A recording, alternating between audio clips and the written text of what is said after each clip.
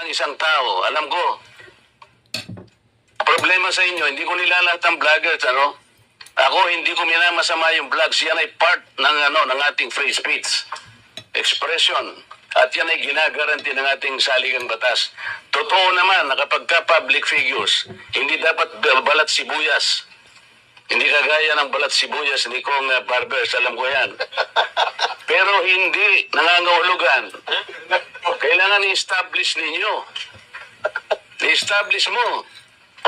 Ikaw ay abogado pa rin, kagaya na sinasabi mo, nagtuturo ka pa sa isang reputabling institusyon.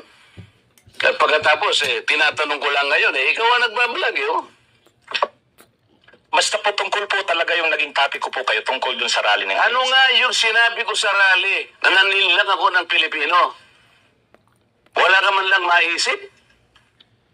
Ito yung uri mo na hindi kailangan talagang nagbablog Nami-mislead mo yung mga tao. Nililil lang mo yung mga tao. Ang dahilan ay hindi mo man lang masabi kung ano yung aking mga panlilin lang na sinasabi mo rito.